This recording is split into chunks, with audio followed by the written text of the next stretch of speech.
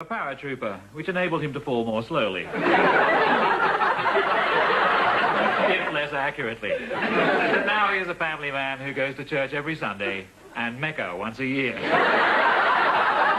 He's original, he's bold, he's outspoken. He is possibly the most some say the most disgusting Scottish comedian since John Knox.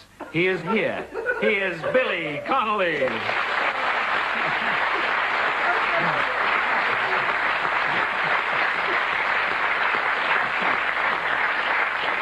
I must say, I love these little therapy sessions. You leave a different person.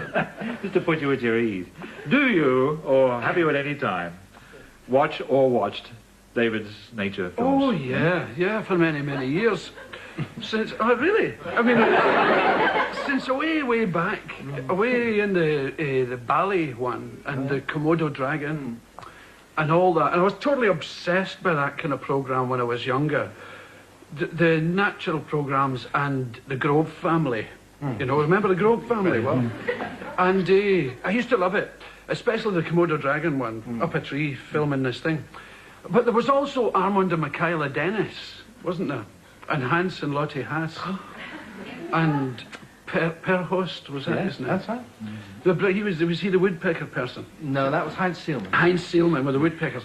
There's all these extraordinary people, and they were kind of naive in a way, weren't they? Let's say they were always jumping up and down with the Maasai. A jolly time, you know. Michaela Dennis didn't know she breast, you see, she used to jump up.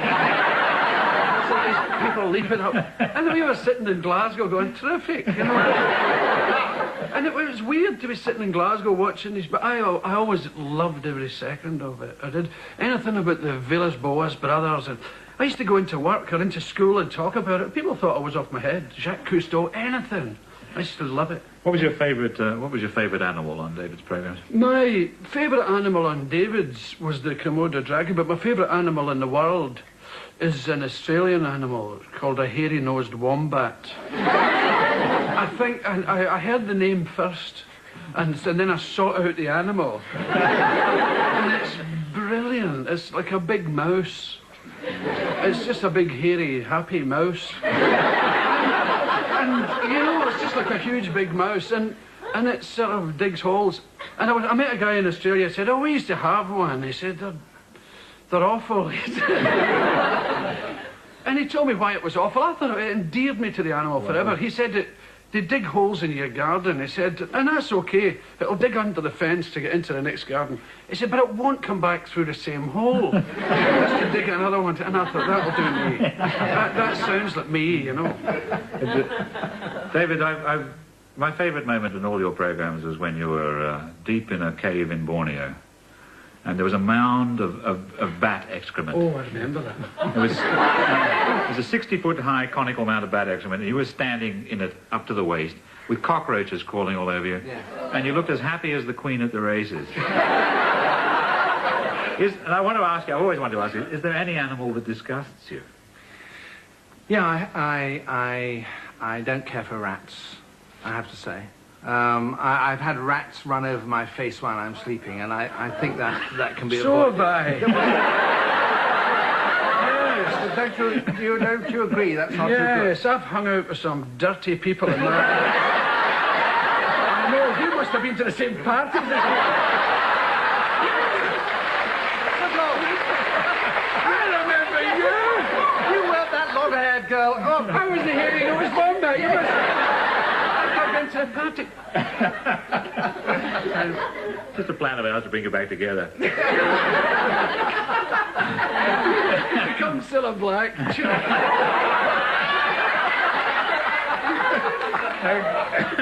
Do you know what I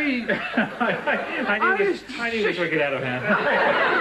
I used to like, of course I loved those nature programmes on television, and still do, love it, and especially envy the way you travel. In your series, you could be in the middle of the Congo and say, but in the Grand Canyon, that is my dream, you see. But, you know the difference between the British ones, which in my opinion are superb, and the American ones, you know, and French are good too, Jacques Cousteau and all that. But the Americans put an edge on these animal films that I don't like. Like, you know, you with the gorillas say, you're going, he's just around the corner. If I just edge over. And this thing's looking at me. Right. And this thing's going, do I tear his head off or do I eat this leaf? Right, and that holds me spellbound. But in the American ones, they tend to get a film star, maybe, or a famous person who doesn't really know the subjects, obviously, and they make it kind of Hollywoody, and I don't like it. And they say, and here comes the shark now, and boy, is he hungry.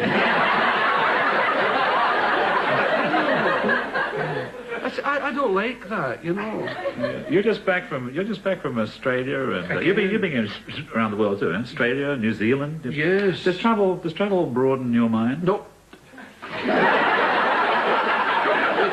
It does many things. It itches the crutch.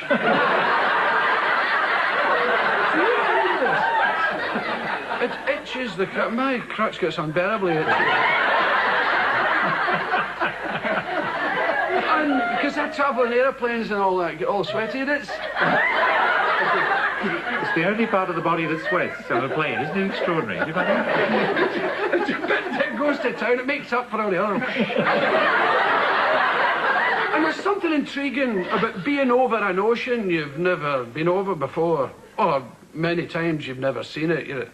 And there's a woman you never met before telling you how to put on a life jacket over your head. And you know she's talking about the moment before you're going to die, right? What she's describing is this tons of metal heading for this ocean. And in the unlikely event that you get out, you're going to have to be wearing this thing. And she says, put it over your head and then take the tapes and pass them twice round your body and tie a double bow. And you're thinking, this thing's going, and all the engines are in fire. And you're saying, now how do you do a double bow again?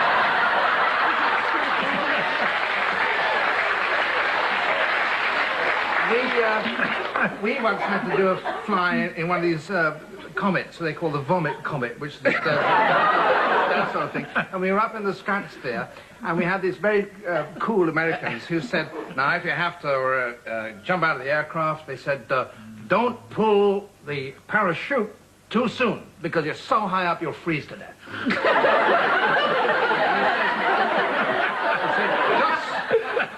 Just wait and count to 60. He said, but if suddenly, he said, cold water creeping up your leg meets warm water trickling down the thigh, you've left it too late.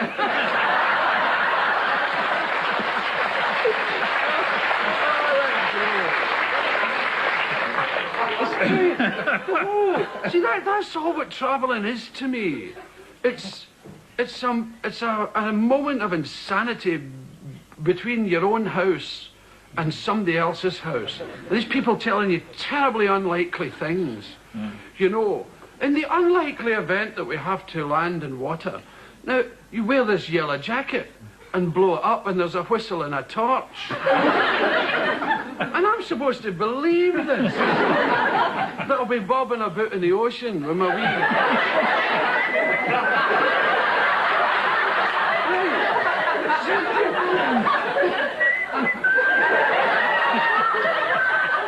You see, I hope I'm eating my luggage. I'm freezing. And then she go. In the distance you hear.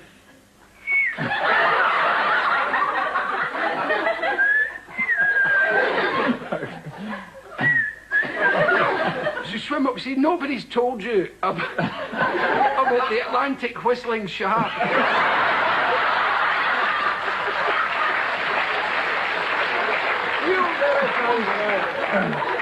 Oh, it was brilliant. Hey, but how do you stay? I mean, here Billy and I, we both want to know, how do you stay so fit? young. And I'm not fit. Of course you are. I am absolutely Well, not. look at you. You're immortal. How do you do? What is your exercise program? I don't do anything. You don't? No, certainly not. Certainly not. You wouldn't catch me doing any of these. You do. You go up and down the Grand Canyon and all that stuff. Well, yes, but I mean, I also walk to the station. But I mean, no, I don't sort of jog. I don't jog or anything, or do anything extreme. You don't even do that? No. Some of us are fighting our weight all the time, you know. Well, I'm fighting my weight in the sense that I know that I'm fatter than I should be. I do 30 sit-ups. I mean, Every week.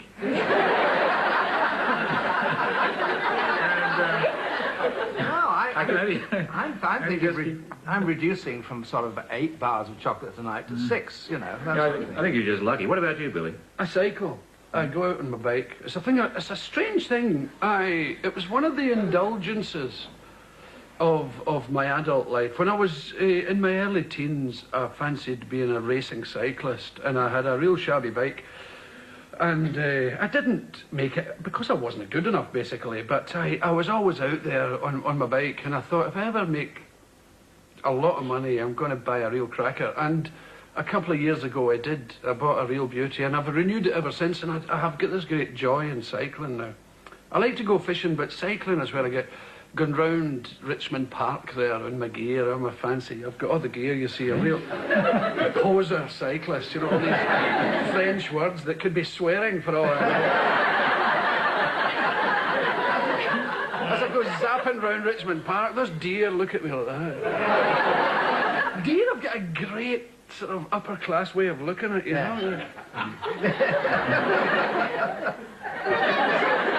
They're obviously saying, well, why doesn't this guy eat trees like everybody? Where's he going? Does he know what a tasty trees are? The question is, how do you cope with wealth and fame? Who are they? I have never been wealthy, ever. I am reasonably... If you're skint, I'm wealthier than you. Right. But I'm not a wealthy... Wealth and fame is a severe pain, actually. You know, the assumption of wealth, that people think, God, you must be worth $1 million, you, and they spit in your car. They do spit in your car. You know, yeah. You get a weird view of the world, you know. People say your name, they go... very fast, and some of them go... In some cultures, it's a mark of respect.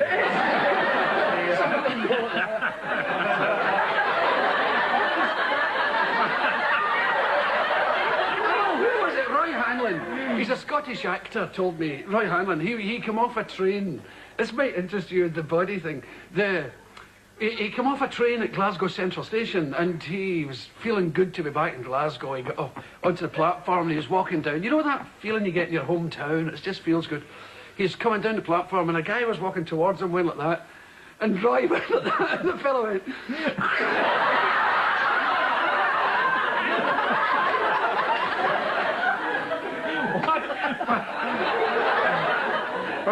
What was the first thing you bought with any real money you ever earned? What was your first car? Porsche, yeah?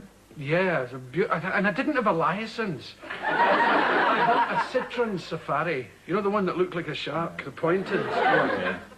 And it was a bronze one, and I didn't have a license, so I wasn't allowed to drive it. So I used to go outside and sit in it and do... listen to the radio. Did you have a Jag at one stage? I have. I've had a few Jags, and I did like them. And I now have a Range Rover. It's terribly... I don't know what it is. I bought it for the tour, and I can't give it back now. I was going to sell it, but I kind of like being up high. And I've got no passion for cars. I'm not a car person, you know. There's no car that I've ever always wanted. I had a Rolls Royce once, not mine. I borrowed it for a week from my manager, actually. And I was driving around in it, and it was okay for a minute or two, but people don't like them. Yeah. You know, other people. Yeah. And people are disappointed when they see me in it. They'll go, oh, come on! What are you doing in that thing? Right, probably the best car in the world. Where's your street cred, Bab and Groovy? Oh, I borrowed it. You know, you'd start apologising. Oh, I'm sorry. The people in zebra crossings, excuse me, I just borrowed this. I saw you giving me a funny look there. You went... Only borrowed it. Why, sure.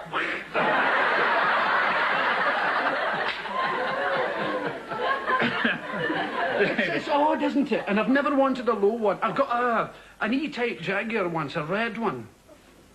And I saw it in the garage. It was one of the boldest things I ever did. I was in a nice car.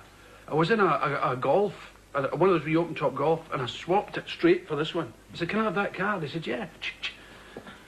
And the Monday I had it, it was mine, I owned it, and it was an E-type, a red soft top. And it's got one terrible failing. When you go above 60, you can't hear the radio. You know, and I like all that gardener's question time. Right, and you go above 60, you can't hear a damn thing. You put it up, blade. And then, but people in sort of Allegros with purple faces going... You do 60, you know, trundling along, and this thing comes rattling back. Come on! And they've got names. They've always got names, these cars. Come on, Angus, you can do it! Bits falling off. Come on, my beauty! You can beat this bastard! Get the brake. He's in... Hey, what are you doing? That's my boy. Steam, smoke, you know. Cracked it. It's funny, they bring out weird things, don't they, in people, these cars? It's like sunshine coaches. I've never seen one with anybody in it. There's always somebody going somewhere. Oh, he must be going to get somebody to put in it. You know, it's just one of these odd things at the transport. But I get them on whims, cars. I'm not a great car person. I'm not one of those A to B people, you know. As long as it gets me from A to... I do quite enjoy them, but I'm not a buff, you know. I should get a straight Land Rover, you know, the black and white. I haven't got a car at all. You don't? Have you got any status symbols at all? You must have... what's a delicate way of putting it? Those books have done very well, haven't they? So what do you do with all the bread? It's carried around. It's a down chair. By and large, what we did was actually repair the house that we'd lived in for a long time, which was had a leaking roof, and we sort of sorted that out. The way things are arranged, you really can't get rich from book royalties, can you? The government takes its... you pay your tax. That's right. Yeah, you really... I don't want us to burst. No, I was going to say, we could go behind and sob together quietly, yeah. Oh, wait a minute, I've worked this out. I'm the one who gets all the letters now for the Inland Revenue. You've both claimed poverty. I'm the rich and famous one. Yes, that's right. No, I heard you digging the ditch, yes. People do tend to think if you've had a best-selling book, then suddenly you've got enough money to retire, and it's just not so. Do you know what gets me sometimes? The pools win. Do you remember a pools win used to be £75,000? Yeah. And those people said, well, that's me. I've retired. Yeah. Never work again. I wondered. But you must go balmy, mustn't you? I mean, if you're sort of win at the pools when you're, say, 35 or something, if you didn't do anything, you'd have to do something, wouldn't you? I mean, you go on writing your books, you go on doing these television programs, although we all know you're a multimillionaire and don't need it. But you do it because you like meeting all these interesting people. Well, Wogan goes on working. Yeah. There's a lot more that we can say, and maybe we can adjourn to the bar and say some of that. But we run out of actual airtime, so for now, reluctantly, I have to say thank you very much, Billy Connolly. Thank you.